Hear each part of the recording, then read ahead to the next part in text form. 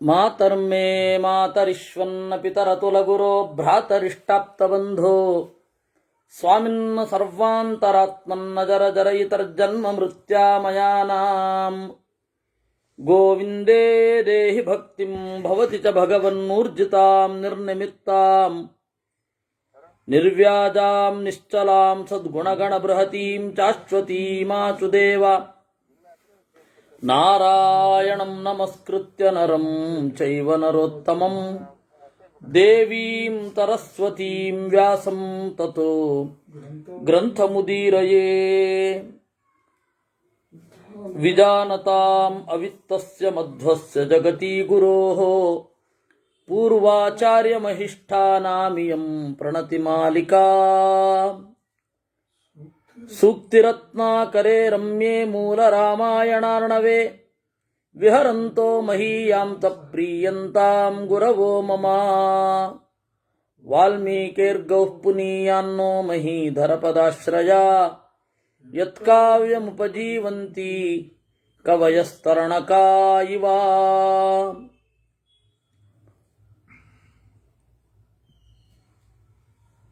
ಕಡೇ ಕ್ಷಣದಲ್ಲಿ ರಾಮ ರಾಯಭಾರಕ್ಕೆ ಕಳುಹಿಸಿದ. ಬುದ್ಧಿ ಬದಲಾಗಿ ಉಳ್ಕೊಳ್ಳಿಕ್ಕೆ ಕಡೆ ಚಾನ್ಸ್. ಅದನ್ನು ಅವನು ಉಪಯೋಗಿಸ್ಕೊಳ್ಳೋಲ್ಲ ಅನ್ನೋದು ಗೊತ್ತಿತ್ತು, ಬೇರೆ ಪ್ರಶ್ನೆ. ಯಾಕೆಂದ್ರೆ ಅವನು ಹೇಳಿದವ, ಅಪಿದ್ವಿಧಾಹಂ ಭಜ್ಯೇಯಂ ನನಮೇಯಂ ನ ಕಂಚನ. ನಾನು ಎರಡಾಗಿ ಸೀಳಿ ಏನು ಒಂದಾಗಿ ಬಾಗಲಾರೆ. ಏಷ ಮೇ ಸಹಜೋ ದೋಷಃ ಸ್ವಭಾವೋ ದುರತಿಕ್ರಮ. ಇದು ಸಹಜವಾದ ದೋಷ ನಂದು. ನನ್ನ ಸ್ವಭಾವ, ಯಾರ ಸ್ವಭಾವ ಯಾರೂ ಮೀರ್ಲಿಕ್ಕಾಗಲ್ಲ ಅಂತ ಕಳಿಸಿದ್ದ ಅವನು. ಅವರ ತಾತನಿಗೇನೆ, ಇವನನ್ನು ಬೆಳೆಸಿದ್ದೇ ಇವ್ರ ತಾತ. ಅವ್ರ ತಾತ ಬುದ್ಧಿವಾದ ಹೇಳಿದ್ರು ಈ ತರಹ ಹೇಳಿದ್ದ. ಅದರಿಂದ ಗೊತ್ತಿತ್ತು, ರಾಮನಿಗೆ ಗೊತ್ತಿರಲಿಲ್ವೇ? ಆದರೂ ಕಡೆ ಚಾನ್ಸ್ ಒಂದು ಕೊಡಿ ಅಂತ ಅವನು ಹೇಳಿದ್ದು. ಅದರಂತೆ ಅಂಗದ ಹೋದ. ಅಂಗದನನ್ನ ಗೊತ್ತಾಯಿತು, ಅಂಗದನನ್ನು ತಿಳ್ಕೊಂಡ. ಅಂಗದ ರಾಮನ ಮಾತುಗಳನ್ನು ಹೇಳಿ ಅವನ 4 ಜನ ರಾಕ್ಷಸರು ಓಡಿ ಬಂದು ಅಂಗದನನ್ನು ಹಿಡ್ಕೊಂಡಾಗ ಅವರ ಸಮೇತ ಜಿಗಿದ. ಮೇಲ್ಗಡೆಯಿಂದ ಅವರು ಕೆಳಗಡೆ ಬಿದ್ದರು. ಇವನು ಹೋಗಿ ಆ ಅರಮನೆಯ ಗೋಪುರ ಯಾವತ್ತೂ ಪ್ರತಿಷ್ಠೆಯ ಸಂಕೇತ. ಯಾವುದೇ ಒಂದು ರಾಜನ ಆಸ್ಥಾನಕ್ಕೆ ಅಥವಾ ಯಾವುದೇ ಒಂದು ದೊಡ್ಡ ಕಟ್ಟಡಕ್ಕೆ ಮೇಲ್ಗಡೆ ಏನು ಹಾಕಿರ್ತಾರಲ್ಲ, ಅದು ಪ್ರತಿಷ್ಠೆಯ ಸಂಕೇತ ಆಗಿ ಇರುತ್ತೆ. ಒಂದು ಧ್ವಜ ಅಥವಾ ಪತಾಕೆ, ಆಮೇಲೆ ಮೇಲ್ಗಡೆ ಅದು ಯಾವುದೋ ಒಂದು ಆಕಾರ ಅಥವಾ ಹೆಸರು, ಅದೆಲ್ಲ ಒಂದು ಪ್ರತಿಷ್ಠೆಯ ಸಂಕೇತ. ಅದು ಆ ಪ್ರತಿಷ್ಠೆಯ ಸಂಕೇತವನ್ನು ಮುರಿದ ಇವನು ಇದನ್ನು ನೋಡಿದ. ಅಷ್ಟನ್ನು ನಾವು ನೋಡಿದ್ವಿ. ಈಗ ಅಲ್ಲಿಂದ ಮುಂದೆ ಇತಿಪೂರ್ವ ಕಥಾನುವಾದ. ಅಲ್ಲಿಂದ ಮುಂದೆ ಭಂಕ್ತ್ವಾ ಪ್ರಾಸಾದ ಶಿಖರಂ ನಾಮ ವಿಶ್ರಾವ್ಯ ಚಾತ್ಮನಃ ವಿನದ್ಯ ಸುಮಹಾನಾದಂ ಉತ್ಪಪಾತ ವಿಹಾಯಸ. ಎತ್ತರದ ಅರಮನೆಯ ಗೋಪುರವನ್ನು ಮುರಿದು, ನಾಮ ವಿಶ್ರಾವ್ಯ ಚಾತ್ಮನಃ, ನಾನು ವಾಲಿಯ ಮಗ ಅಂಗದ, ರಾಮನ ದೂತ, ಇದನ್ನು ಮುರಿತಾ ಇದ್ದೇನೆ ಅಂತ ಹೇಳಿ ಮುರಿದು ರಾಮನ ಬಳಿಗೆ ಸಾಗಿದ. ರಾಮ ಪಾರ್ಶ್ವಮುಪಾಗತಃ ರಾವಣಸ್ತು ಪರಂ ಚಕ್ರೇ ಕ್ರೋಧಂ ಪ್ರಾಸಾದ ಧರ್ಷಣಾತ್ ವಿನಾಶಂ ಚಾತ್ಮನ ಪಶ್ಯನ್ ನಿಶ್ವಾಸ ಪರಮೋಭವತ್. ರಾವಣ ಬಹಳ ಸಿಟ್ಟು ಮಾಡಿಕೊಂಡ. ಪ್ರಾಸಾದ ಧರ್ಷಣಾತ್, ತನ್ನ ಪ್ರತಿಷ್ಠೆಯ ಸಂಕೇತವಾಗಿ ಇರುವ ಆ ಗೋಪುರ ಮುರಿದದ್ದರಿಂದ ಎಂತಹ ಸಿಟ್ಟು ಬರಬೇಡ ಅವನಿಗೆ. ಆದರೆ ಇದರಲ್ಲಿ ತನ್ನ ವಿನಾಶದ ಇಂಡಿಕೇಶನ್ನೂ ಇದೆ. ವಿನಾಶಂ ಚ ಆತ್ಮನಃ ದೃಷ್ಟ ಏನು ಮಾಡಿದ? ನಿಶ್ವಾಸ ಪರಮೋ ಭವತು, ನಿಟ್ಟುಸಿರಿಟ್ಟ. ನಿಟ್ಟುಸಿರು ಅನ್ನೋದು ಸೋಲಿನ ಸಂಕೇತವೇ. ಸಾಮಾನ್ಯವಾಗಿ ನಿಟ್ಟುಸಿರು ಅನ್ನೋದು ಸೋಲಿನ ಸಂಕೇತ. ಅಬ್ಬಾ ಮುಗಿತೋ ಅನ್ನುವಲ್ಲಿ ತೃಪ್ತಿಯ ಸಂಕೇತ. ಒಂದೋ ತೃಪ್ತಿ ಆಗಬೇಕು, ಒಂದೋ ಸೋಲಾಗಬೇಕು, ಎರಡೇ ದಾರಿ. ಸಾಕು ಅನ್ನೋದರ ಸಂಕೇತ. ಇಲ್ಲಿ ಸಾಕು ಅನ್ನೋದರ ಸಂಕೇತ ಇಲ್ಲ, ಇನ್ನು ಸೀತೆ ಬೇಕು ಅಂತಾನೆ ಇದೆ. ಅದರಿಂದಾಗಿ ಸೋಲಿನ ಸಂಕೇತ ನಿಶ್ವಾಸ. ಅದಕ್ಕೆ ವಿನಾಶಂ ಚಾತ್ಮನೋ ದೃಷ್ಟ ನಿಶ್ವಾಸ ಪರಮೋ ಭವತ್ ಅಂದ್ರು. ಹೋ ಅಂತ ನಿಟ್ಟುಸಿರಿಟ್ಟ. ರಾಮಸ್ತು ಬಹುಭಿರ್ಹೃಷ್ಟೈ ವಿನದದ್ಭಿಪ್ಲವಂಗಮೈ ವೃತೋ ರಿಪುವಧಾಕಾಂಕ್ಷಿ ಯುದ್ಧಾಯೈವಾಭಿವರ್ತತ. ಇತ್ತ ರಾಮ ಅತ್ಯಂತ ಸಂತೋಷದಿಂದ ಕೂಡಿರುವ ಕಪಿಗಳ ಜೊತೆಗೆ ಯುದ್ಧಕ್ಕೆ ಸಜ್ಜಾಗಿ ನಿಂತ. ಸುಷೇಣಸ್ತು ಮಹಾವೀರ್ಯೋ ಗಿರಿಕೂಟೋಪಮೋ ಹರಿಹಿ ಬಹುಭಿಸ್ತಮೃತಸ್ತತ್ರ ವಾನರೈಹಿ ಕಾಮರೂಪಿಭಿಃ. ಸುಷೇಣ ಎಲ್ಲ ಕಪಿಗಳ ಜೊತೆಗೂಡಿ ಅವನು ಎಲ್ಲ ಒಂದು ಇಡೀ ತಿರುಗಬೇಕು. ಅವನು ಸಿಸಿ ಸರ್ಕ್ಯುಲರ್ ಕ್ಯಾಮ್ರಾ ತರಹ ತಿರುಗ್ತಾ ಇರ್ಬೇಕು ಅವನು. ಕಾಮರೂಪಿಭಿಃ, ಅವರಿಗೆ ಬೇಕಾದ ರೂಪವನ್ನು ತೊಡುವ ಸಾಮರ್ಥ್ಯ ಇತ್ತು ಕಪಿಗಳಿಗೆ. ಆದರೆ ರಾಮ ಇನ್ಸ್ಟ್ರಕ್ಷನ್ಸ್ ಕೊಟ್ಟಿದ್ದ, ನಮ್ಮ ಕಡೆಯಿಂದ ನಾವು 7 ಜನ ಮಾನುಷ ವೇಷದಿಂದ ಯುದ್ಧ ಮಾಡೋದು. ಆತ್ಮನ ಸಪ್ತಮಾಹ, ನನ್ನಿಂದ ಕೂಡಿ 7 ಜನ. ಬೇರೆ ಯಾರು ಮಾನುಷ ರೂಪವನ್ನು ಧರಿಸಲಿಕ್ಕಿಲ್ಲ, ಕಪಿರೂಪವನ್ನೇ ಧರಿಸ್ಕೊಳ್ಬೇಕು. ಯಾಕೆಂದ್ರೆ ಸ್ಪಷ್ಟವಾದ ವಿವೇಚನೆ ಬೇಕು. ಸಮವಸ್ತ್ರ ಹಾಕಿಕೊಳ್ಳೋದು ಅದಕ್ಕಾಗಿ ಅಲ್ವಾ, ವಿವೇಚನೆಗಾಗಿ. ಇಲ್ಲಿ ಸ್ಪಷ್ಟವಾದ ಪ್ರಭೇದ ಇದೆ, ಡಿವೈಡರ್. ಏನೋ ಇವರು ಕಪಿಗಳಾಗಿ ಯುದ್ಧ ಮಾಡ್ತಾರೆ, ಇವರು ಮನುಷ್ಯರಾಗಿ ಯುದ್ಧ ಮಾಡ್ತಾರೆ ಮಾನುಷ ರೂಪದಿಂದ. ಸತುದ್ವಾರಾಣಿ ಸಂಯಮ್ಯ ಸುಗ್ರೀವ ವಚನಾತ್ ಕಪಿ ಪರಿಯಕ್ರಾಮತ ದುರ್ಧರ್ಷೋ ನಕ್ಷತ್ರಾಣೀವ ಚಂದ್ರಮಾಹ. ಅವನೇನು ಮಾಡಿದ? ಸುಗ್ರೀವನ ಮಾತಿನಂತೆ ನಕ್ಷತ್ರಗಳನ್ನು ಚಂದ್ರ ಸುತ್ತುವ ಹಾಗೆ ಸುತ್ತಿದ. ಚಂದ್ರನ ಬೆಳಕು ಬೇರೆ ಬೇರೆ ನಕ್ಷತ್ರಗಳ ಮೇಲೆ ಬೀಳುತ್ತೆ, ಅದೇ ಚಂದ್ರನ ಸಂಚಾರ. ಹಾಗೆ ಇವನು ತಿರುಗಿದ. ತೇಷಾಂ ಅಕ್ಷೋಹಿಣಿ ಶತಂ ಸಮವೇಕ್ಷವನೌಕತಾಂ ಲಂಕಾಂ ಉಪನಿವಿಷ್ಟಾನಾಂ ಸಾಗರಂ ಚಾಭಿವರ್ತತಾಂ. ರಾಕ್ಷಸಾ ವಿಸ್ಮಯಂ ಜಗ್ಮುಹು ತ್ರಾಸಂ ಜಗ್ಮುಸ್ತಥಾ ಪರೇ ಅಪರೇ ಸಮರೇ ಹರ್ಷಾತ್ ಹರ್ಷಮೇವೋಪಪೇದಿರೇ. ರಾಕ್ಷಸರಿಗೆ ಕೆಲವರಿಗೆ ಭಯ ಆಯಿತು, ಕೆಲವರಿಗೆ ಸಂತೋಷ ಆಯಿತು. ಯಾಕೆಂದ್ರೆ ಬಹಳ ಕಾಲದ ಮೇಲೆ ಯುದ್ಧ ಆಡ್ಲಿಕ್ಕೆ ಅವಕಾಶ ಸಿಗ್ತಾ ಇದೆಯಲ್ಲ, ತೋಳ ತೀಟೆ ತೀರಿತು ಅಂತ. ಆ ತೋಳ ತೀಟೆ ತೀರುವುದು ಭುಜ ಕಂಡೂಯನಂ ಛಾತ್ರ ವಾರಣಾಯ ಭುಜ ಕಂಡೂಯನ ಅಂತ ಹೇಳಿ ಸಂಸ್ಕೃತದಲ್ಲಿ ಒಂದು ಶಬ್ದ ಇದೆ, ತೋಳ ತೀಟೆ ತೀರುವುದು ಅಂತ.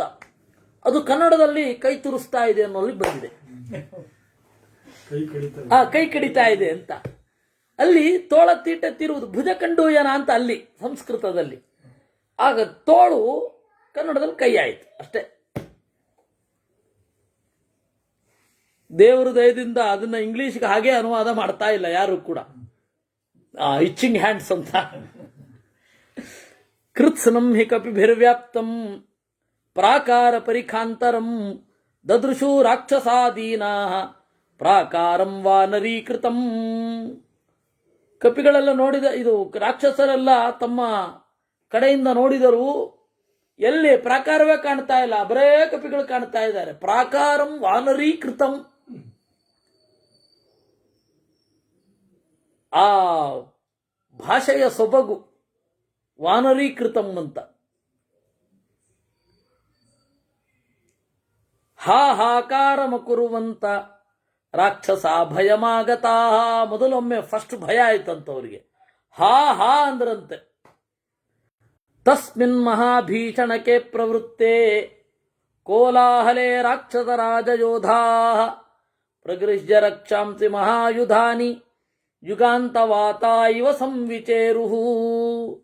ಹೀಗೆ ಕೋಲಾಹಲ ಎಲ್ಲ ಕಡೆ ನಡೆಯುತ್ತಿರಲು ಅದು ಪ್ರಳಯ ಕಾಲದ ಗಾಳಿಯೋ ಎಂಬಂತೆ ಅವರ ಒಂದು ಮೂಮೆಂಟ್ ಇತ್ತು. ಅವರ ದೇಹದ ಒತ್ತಡದಿಂದ ಏನು ಎಲ್ಲ ಕಡೆಯಿಂದ ಇರುವ ಪಾಪ್ಯುಲೇಷನ್ ಒಂದು ಕಡೆಗೆ ಇದ್ದುಬಿಟ್ರೆ ಗತಿ ಏನು ಅಲ್ವಾ?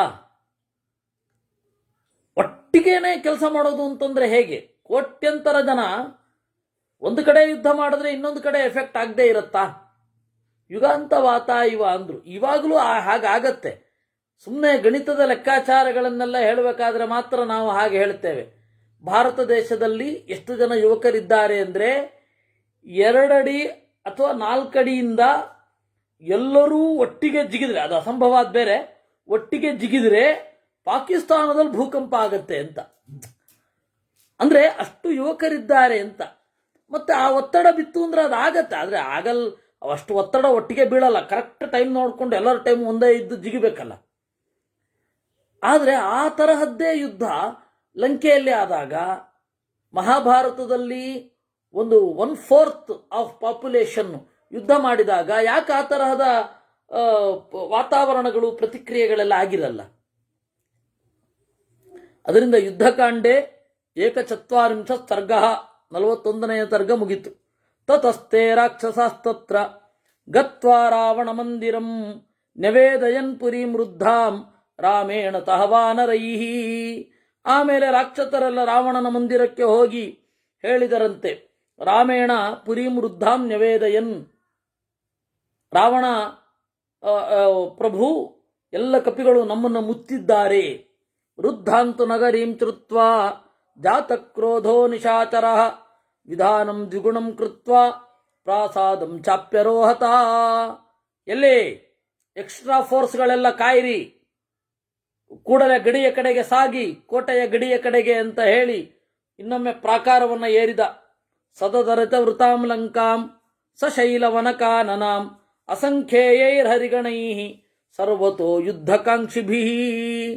ಪ್ರಾಸಾದವನ್ನು ಏರಿದ ಬಾಲ್ಕನಿ, ತುದಿಯ ಬಾಲ್ಕನಿಗೆ ಹೋದಾಗ, ಅಂದ್ರೆ ಇವತ್ತಿನ ಪರಿಭಾಷೆಯಲ್ಲಿ ಟೆರೇಸ್, ದೊಡ್ಡ ಟೆರೇಸ್ಗೆ ಹೋದಾಗ ಅಲ್ಲಿ ಏನಿದೆ? ಆ ಸುವೇಲ ಪರ್ವತ, ಅದೋ ಕಡಲು, ಆ ಕಡಲಿನಾಚೆ ಇರುವ ಸೇತುವೆ, ಅಲ್ಲಿಂದ ಹಿಡಿದು ನಮ್ಮ ಮನೆಯ ಪಕ್ಕದ ತನಕ ಅವರೇ ಇದ್ದಾರೆ. ಸದಧರತ ವೃತಾಂ ಅಸಂಖ್ಯೇಯೈರ್ಹರಿಗಣೈ ಸದೃಷ್ಟ್ವಾ ವಾನರೈಃ ಸರ್ವೈಃ ವಸುಧಾಂ ಕಪಿಲೀಕೃತಾಂ ಕಥಂ ಕ್ಷಪಯಿತವ್ಯಾಸ್ಯುಃ ಇತಿ ಚಿಂತಾಪರೋಭವತ್. ಇಡೀ ಭೂಮಿ ಬೂದು ಬಣ್ಣವಾಗಿ, ಕೆಂಪಿನಿಂದ ಮಿಶ್ರಿತವಾದ ಬಿಳಿಯ ಬಣ್ಣ ಆಗಿ ಕಾಣ್ತಾ ಇದೆ. ಕಪಿಲೀಕೃತಾಂ. ಅಯ್ಯೋ, ಕಥಂ ಕ್ಷಪಯಿತವ್ಯ, ಇಷ್ಟು ಜನರನ್ನ ಹೆಂಗಪ್ಪ ಕೊಲ್ಲೋದು? ಇತಿ ಚಿಂತಾಪರೋಭವತ್. ಈ ರೀತಿ ಅವನಿಗೆ ಚಿಂತೆ ಉಂಟಾಯ್ತಂತೆ. ಸಚಿಂತಯಿತ್ವಾ ಸುಚಿರಂ ಧೈರ್ಯಮಾಲಂಬ್ಯ ರಾವಣ. ನಿಮಗೆ ವಾಲ್ಮೀಕಿ ರಾಮಾಯಣದ ಸೊಬಗೆ ಸಿಂಪ್ಲಿಸಿಟಿ. ಬಹಳ ಸಿಂಪಲ್ ಆಗಿ ಬರೆಯೋದು ಬಹಳ ಕಷ್ಟ. ಮಾಸ್ತಿ ವೆಂಕಟೇಶ್ ಅಯ್ಯಂಗಾರು, ಗೊರೂರು ರಾಮಸ್ವಾಮಿ ಅಯ್ಯಂಗಾರು, ಆಮೇಲೆ ಪೇಜಾವರ ಸ್ವಾಮಿಗಳು, ಬಹಳ ಸಿಂಪಲ್ ಆಗಿರುತ್ತೆ ಲ್ಯಾಂಗ್ವೇಜು. ಆ ಥರ ಬರೆಯೋದು ಭಾರಿ ಕಷ್ಟ. ಇವರಿಗೆಲ್ಲರಿಗೂ ಮೂಲ ಅವರು ವಾಲ್ಮೀಕಿಗಳು. Simplest language. R K Narayana ರಾಯರು ಎಂಥ simple language. R K Narayana Rao, ಹಾಸನದ ರಾಜಾರಾವ್, ಕಾಂತಾಪುರ ಬರೆದವರು. ಬಹಳ ಸಿಂಪಲ್ ಲ್ಯಾಂಗ್ವೇಜು. ಆ ರೀತಿ ಬರೆಯೋದು ಭಾರಿ ಕಷ್ಟ. ಒಳ್ಳೆ ಹಿಡಿತ ಬೇಕು ಅದಕ್ಕೆ. ಬಹಳ ಜನ ಏನು ಅನ್ಕೊಳ್ತಾರೆ ಅಂದರೆ ಬಹಳ ಕಠಿಣವಾಗಿ ಬರೆಯೋದು ಕಷ್ಟ ಅಂತ. ಬಹಳ ಕಠಿಣವಾಗಿ ಬರೆಯೋದು ಸುಲಭ. ಯಾಕೆ ಅಂದರೆ ನಮ್ಮಲ್ಲಿರುವ ಗೊಂದಲವನ್ನು ಬೇರೆಯವ್ರಿಗೂ ಅರ್ಥ ಆಗದಂತೆ ಬರೀಲಿಕ್ಕೆ ಬಹಳ ಸುಲಭ. ಆದರೆ ಬಹಳ ಸರಳವಾಗಿ ತನ್ನಲ್ಲಿರುವ ಕಾಂಪ್ಲೆಕ್ಸನ್ನು ಜನರಿಗೆ ನೀಟಾಗಿ ತೋರಿಸುವ ಹಾಗೆ ಬರೆಯೋದು ಭಾರಿ ಕಷ್ಟ. ಹಾಗೆ ವಾಲ್ಮೀಕಿಗಳದ್ದು ವ್ಯಾಸರು ಎಲ್ಲ ಥರ ಬರೆದು ಬಿಟ್ಟಿದ್ದಾರೆ. ವ್ಯಾಸರದ್ದು ಈ ತರಹದ ಶೈಲಿ ಇಲ್ಲ ಅಂತಿಲ್ಲ. ವಾಲ್ಮೀಕಿಗಳದ್ದು ಬಹಳ ಸರಳವಾಗಿ ಎಷ್ಟು ಕಾಂಪ್ಲೆಕ್ಸ್ ಅನ್ನು ಹೇಳ್ತಾರೆ. ಇರಲಿ. ಸಚಿಂತಯಿತ್ವಾ ಸುಚಿರಂ, ಆಯ್ತಾ, ಬಹಳ ದೀರ್ಘಕಾಲ ಯೋಚನೆ ಮಾಡಿದ ಅಂತೆ. ಯೋಚನೆ ಮಾಡ್ತಾ ಇದ್ದಾನೆ. ಏನು ಯೋಚನೆ ಮಾಡ್ತಾ ಇದ್ದಾನೆ ಅಂತ ಅನ್ಕೊಳ್ಬಾರದು. ಒಳಗಡೆಯಿಂದ ಪುಕ್ಕಲುತನ ಆವರಿಸಿತ್ತು. ಅದಕ್ಕೆ ನೆಕ್ಸ್ಟ್ ಪದ್ಯದಲ್ಲಿ ಧೈರ್ಯಮಾಲಂಬ್ಯ ರಾವಣ ಅಂತ. ಫಸ್ಟ್ ಚಿಂತಾಪರೋಭವತು ಅಂದ್ರೆ ಆ ಪ್ರತೀಕಾರದ ಮನೋಭಾವವೇ ಉತ್ಕಟವಾಗಿತ್ತು ಅಂತ ಅನ್ಕೊಂಡ್ಬಿಡ್ಬೇಕು ನಾವು. ಆ ತರಹ ಬರೀತಾರೆ. ಆ ಬ್ಯೂಟಿ ಎಲ್ಲಿರೋದು ಅಂತಂದ್ರೆ ಧೈರ್ಯಮಾಲಂಬ್ಯ ಅಂತ ಹೇಳಿ. ಆ ಚಿಂತೆ ಅಂತ ಅನ್ನೋದು ಸಕಾರಾತ್ಮಕ ಅಲ್ಲ, ನಕಾರಾತ್ಮಕ, ನೆಗೆಟಿವ್ ಥಾಟ್ಸ್ ಅದು. ಅಯ್ಯೋ ಹೇಗಪ್ಪ ಕೊಲ್ಲಲಿ, ಅದಕ್ಕೆ ಧೈರ್ಯಮಾಲಂಬ್ಯ ಅಂದ್ರು. ಎದೆ ಗಟ್ಟಿ ಮಾಡಿಕೊಂಡು ರಾಘವಂ ಹರಿಯೂಥಾಂಶ್ಚ ದದರ್ಶಾಯತಲೋಚನ, ರಾಮನನ್ನು ಕಪಿಗಳನ್ನು ಅಗಲ ಕಣ್ಣಿನಿಂದ ನೋಡಿದ ಅಂತೆ. ಅಗಲ ಕಣ್ಣಿಂದ ನೋಡೋದು ನಿರ್ಭೀತಿಯಿಂದಲೇ ನೋಡಬೇಕಾಗಿಲ್ಲ, ಧೈರ್ಯಮಾಲಂಬ್ಯ ಅಂತಿದೆ. ಅದರಿಂದಾಗಿ ಬಹಳ ಬೆದರಿದಾಗಲೂ ಕಣ್ಣಗಲ ಆಗತ್ತೆ. ದದರ್ಶ ಆಯತಲೋಚನ, 10 ಮೋರೆಯ 20 ಕಣ್ಗಳಿಂದ ನೋಡಿದ. ರಾಘವ ಸಹ ಸೈನ್ಯೇನ ಮುದಿತೋ ನಾಮ ಪುಪ್ಲುವೆ ಲಂಕಾಂ ದದರ್ಚ ಗುಪ್ತಾಂ ವೈ ಸರ್ವತೋ ರಾಕ್ಷಸೈರ್ವೃತಾಂ. ಇದೇ ಸಂದರ್ಭದಲ್ಲಿ ರಾಮ ಏನ್ ಮಾಡ್ತಾ ಇದ್ದ? ರಾಮ ಇವನನ್ನು ನೋಡ್ತಾ ಇದ್ದ. ಅವನಿಗೆ ಬರೇ ರಾಕ್ಷಸರು ಕಂಡ್ರು.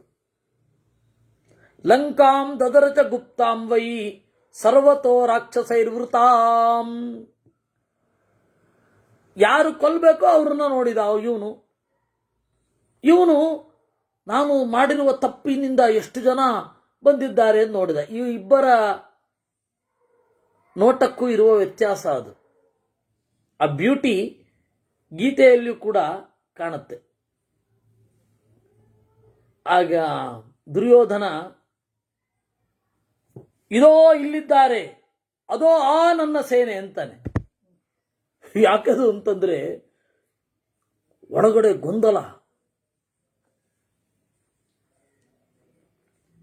ಆಚಾರ್ಯ ತವ ಪುತ್ರೇಣ ತವ ಶಿಷ್ಯೇಣ ಧೀಮತ, ನಿನ್ನ ಧೀಮಂತನಾದ ಶಿಷ್ಯ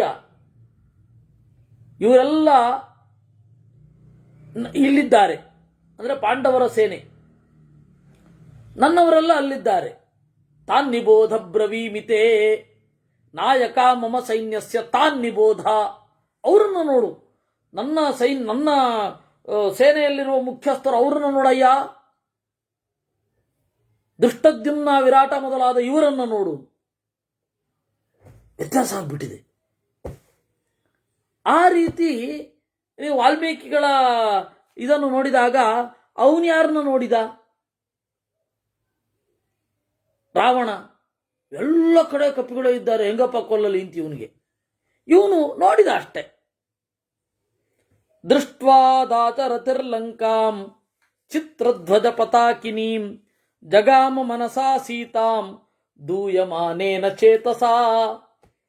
ಈ ಕಾವ್ಯವನ್ನು ನಿರೂಪಣೆ ಮಾಡುವಾಗ ರಸ ಸಿದ್ಧಾಂತ ಅಂತ ಬರುತ್ತೆ. ಯಾವ ರಸ ಅಭಿವ್ಯಕ್ತ ಆಗೋದು ಹೇಗೆ? ಆ ರಸಕ್ಕೆ ಒಂದು ಸ್ಥಾಯಿ ಭಾವ, ಸಂಚಾರಿ ಭಾವ ಅಂತ ಹೇಳಿ ಇರುತ್ತೆ. ಆ ಸಂಚಾರಿ ಭಾವವನ್ನೇ ವ್ಯಭಿಚಾರಿ ಭಾವ. ವ್ಯಭಿಚಾರಿ ಅಂದ್ರೆ ಆಚೀಚೆ ಓಡುವುದು ಅಂತ. ಸಂಚಾರಿ ಭಾವ, ಸ್ಥಾಯಿ ಭಾವ ಇವುಗಳ ಮಿಶ್ರಣದಿಂದ ಒಂದು ರಸೋತ್ಪತ್ತಿ ಆಗತ್ತೆ. ಅಂದ್ರೆ ಮನಸ್ಸಿನಲ್ಲಿ ಒಂದು ಭಾವನೋತ್ಕರ್ಷ ಅಂತ ಹೇಳ್ತಾರೆ. ವಿಭಾವ ಅನುಭಾವ ವ್ಯಭಿಚಾರಿ ಭಾವ ಸಂಯೋಗಾತ್ ರಸನಿಷ್ಪತ್ತಿ ಅಂತ ನಾಟ್ಯಶಾಸ್ತ್ರದ ಸೂತ್ರ. ರಸೋತ್ಪತ್ತಿ ಎಲ್ಲ ಆಗತ್ತೆ? ಅನುಭಾವ, ವಿಭಾವ, ಸಂಚಾರಿ ಭಾವ. ಸಂಚಾರಿ ಭಾವ ಅಂದ್ರೆ ಬಂದು ಹೋಗ್ತಾ ಇರುತ್ತೆ. ಶೋಕ ಅನ್ನೋದು ಸ್ಥಿರವಾದ ಭಾವವಾದರೆ ಅದಕ್ಕೆ ಬಂದು ಹೋಗೋದು ಅನೇಕ. ಅವನಿಗೆ ಬಹಳ ಶೋಕ ಆಗಿ ನಗ್ತಾನೆ, ಓಡಾಡ್ತಾನೆ, ಇವುಗಳೆಲ್ಲ. ಹಾಗೆ ರಾವಣನ ಸ್ಥಾಯಿ ಭಾವ ಯಾವುದು? ಚಿಂತಾಪರೋಭವತ್, ಚಿಂತೆ. ರಾಮನ ಸ್ಥಾಯಿ ಭಾವ ಯಾವುದು? ಅವನು ಸಿಟ್ಟಿನಿಂದ ಕಣ್ಣು ಕೆಕ್ಕರಿಸಿ ರಾಕ್ಷಸರನ್ನ ನೋಡಿರಬಹುದು, ಆದರೆ ಸ್ಥಾಯಿ ಭಾವ ಯಾವುದು ಅಂದ್ರೆ ಲಂಕೆಯನ್ನು ನೋಡಿ ಜಗಾಮ ಮನಸಾ ಸೀತಾಂ, ಸೀತೆಯನ್ನು ಕಂಡ. ದೂಯಮಾನೇನ ಚೇತತ, ಅವನ ಕಣ್ಣು ಕೆಕ್ಕರಿಸುವಿಕೆಯ ಹಿಂದೆ ಸೀತೆಯನ್ನ ಕುರಿತಾದ ದುಃಖ ಇದೆ.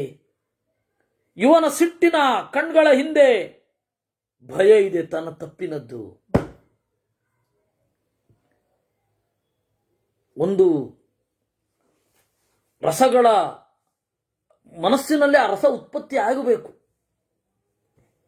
ಈಗ ಹೇಳ್ತಾರಲ್ಲ, ಮಧ್ವವಿಜಯದಲ್ಲಿ ಹೇಳ್ತಾರೆ, ಕನಕಾತುಲತಾಲ ಸನ್ನಿಭ ಕಮಲಾಕ್ಷೋ ವಿಮಲೆಂದು ತನ್ಮುಖ ಗಜರಾಜಗತಿರ್ಮಹಾಭುಜ ಪ್ರತಿಯಾನ್ಕೋ ಯಮಪೂರ್ವ ಪೂರುಷಃ ಅಂತ.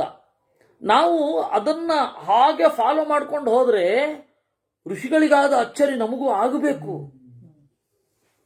ಹೋ, ಏನು ಎತ್ತರದ ವ್ಯಕ್ತಿತ್ವ! ಯಾರಿದು? ಬ್ರಹ್ಮನೋ? ಅವತಾರವಿಲ್ಲ, ಅದರಿಂದಾಗಿ ಮುಖ್ಯ ಪ್ರಾಣನೇ ಆಗಿರಬೇಕು. ಚತುರಶ್ಚತುರಾನನ ಸ್ವಯಂ ಪವನೋ ವಾವ್ರತಿರೂಪ ಆವ್ರಜನ್ ಶ್ರಿತನಾಥ ದಿದೃಕ್ಷಯಾನ್ಯಥಾ ನ ಖಲು ಸ್ಯಾನ್ನಿಖಿಲಾಗ್ರ್ಯ ಲಕ್ಷ್ಮವಾನ್ ಅವಲೋಕಿತ ಲಕ್ಷಣಸ್ ಇತಿ ಸಂಚಿಂತ್ಯ ಕುತೂಹಲಾಕುಲೈಃ. ಆ ಕುತೂಹಲ ನಮ್ಮನ್ನು ಮೂಡಬೇಕು. ಅದು ಕಾವ್ಯದ ಸಾರ್ಥಕ್ಯ. ಅಂದ್ರೆ ನಾವು ಗಾಢವಾಗಿ ಮನಸ್ಸಿಗೆ ತಗೊಳ್ಬೇಕು, ಅದು ಅನುಭವಿಸಬೇಕು ಆ ಪಾತ್ರಗಳಲ್ಲಿ. ಹಾಗೆ ನಮಗಿದನ್ನು ನೋಡ್ತಾ ಇರಬೇಕಾದ್ರೆ ಅವರ ಮನಸ್ಸಿನ ಸ್ಪರ್ಶ ಆಗಬೇಕು. ಅದು ಓದೋದು ಅಂದ್ರೆ.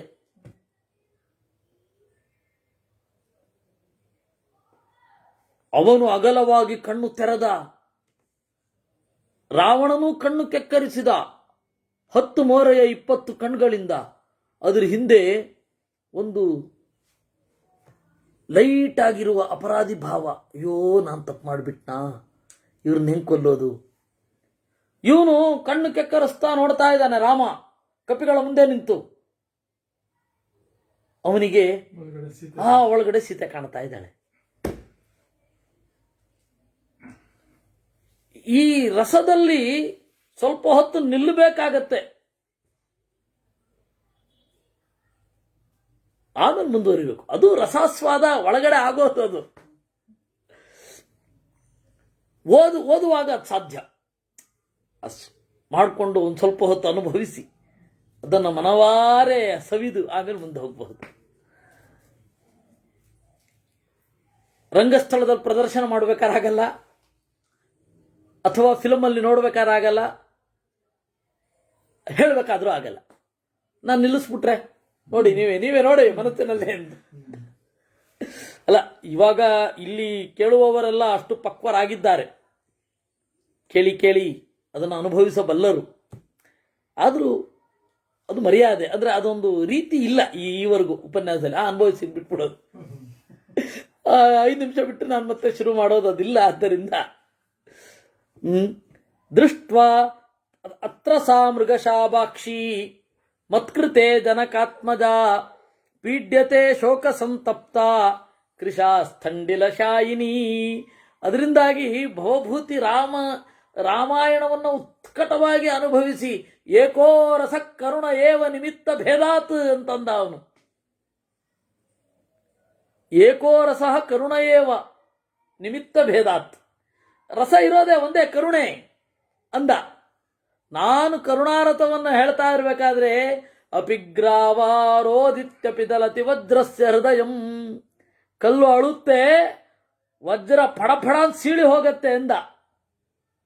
ನೋಡಿ, ಇಲ್ಲಿ ಗೊತ್ತಾಗತ್ತೆ ಅದು ಅವನ ದರ್ಶನ ಹೇಗಿದೆ ವಾಲ್ಮೀಕಿ ರಾಮಾಯಣದಲ್ಲಿ ಅಂತ. ನೋಡಿ, ಇಲ್ಲಿ ಹೇಳ್ತಾರೆ, ಎದುರುಗಡೆ ನಿಂತ ಶತ್ರು ಸೈನ್ಯವನ್ನ ಕಣ್ಣು ಕೆಕ್ಕರಿಸಿ ನೋಡ್ತಾ ಇರಬೇಕಾದ್ರೂ ಕೂಡ ರಾಮನ ಮನಸ್ಸು ಸೀತೆಯ ಬಳಿಗೆ ಹೋಗಿ, ಅಯ್ಯೋ ಮೃಗಶಾಭಾಕ್ಷಿ, ಜಿಂಕೆಯ ಮರಿಯಂತೆ ಕಣ್ಣಿನವಳು, ಜನಕಾತ್ಮಜ ಜನಕನ ಮಗಳು, ಶೋಕ ಸಂತಪ್ತ, ಶೋಕದಿಂದ ತಪ್ತಳಾಗಿ ನನಗಾಗಿ ಪೀಡ್ಯತೆ, ರಾಕ್ಷಸರ ಕಾಟವನ್ನು ಉಣ್ಣುತ್ತಿದ್ದಾಳೆ. ಕೃಶಾಸ್ಥಂಡಿಲಚಾಯಿನಿ, ಹನುಮಂತ ಹೇಳಿದಂತೆ ಸಣಕಲಾಗಿದ್ದಾಳೆ. ಸ್ಥಂಡಿಲಚಾಯಿನಿ, ನೆಲದ ಮೇಲೆ ಮಲಗುತ್ತಾ ಇದ್ದಾಳೆ. ನಿಪೀಡ್ಯಮಾನಾಂ ಧರ್ಮಾತ್ಮ ವೈದೇಹೀಂ ಅನುಚಿಂತಯನ್ ಕ್ಷಿಪ್ರಮಾಜ್ಞಾಪಯದ್ರಾಮೋ ವಾನರಾನ್ ದ್ವಿಷತಾಂ ವಧೇ. ಈ ರೀತಿ ವೈದೇಹೀಂ ಅನುಚಿಂತ, ಗೊತ್ತಾಯ್ತಾ ಕರುಣಾರಸ ಎಲ್ಲಿದೆ ಅಂತ. ರಾಮನ ಸಿಟ್ಟಿಗೆ ಕರುಣೆ ಕಾರಣ ಅಂತ ನೋಡಿ, ಅದು ಮುಂದಿನ ಶ್ಲೋಕದಲ್ಲಿ ಗೊತ್ತಾಗತ್ತೆ. ರಸಸಿದ್ಧರಾದ ಕವೀಶ್ವರರಿದ್ದಾರಲ್ಲ, ಅವ್ರನ್ನ ಒಮ್ಮೆ ತಿಳ್ಕೊಳ್ಬೇಕಾಗತ್ತೆ. ಯಾಕೆಂದ್ರೆ ಆ ರಸಸಿದ್ಧಿಯೂ ಕೂಡ ನಮ್ಮ ಧ್ಯಾನಕ್ಕೆ ಅನುಕೂಲವಾದದ್ದೇ. ಶಾಂತರಸದಲ್ಲಿ ತಾನೇ ನಿಲ್ಬೇಕು. ನೀವೀಗ ರಾಮಕಥೆಯಲ್ಲಿ ಮಗ್ನರಾಗಿದ್ದೀರಾ, ಆದ್ರೂ ಒಂದು ಸ್ವಲ್ಪ ಆಚೆ ತರ್ತೀನಿ ನಾನು ನಿಮ್ಮನ್ನ. ರಸ ಎಷ್ಟು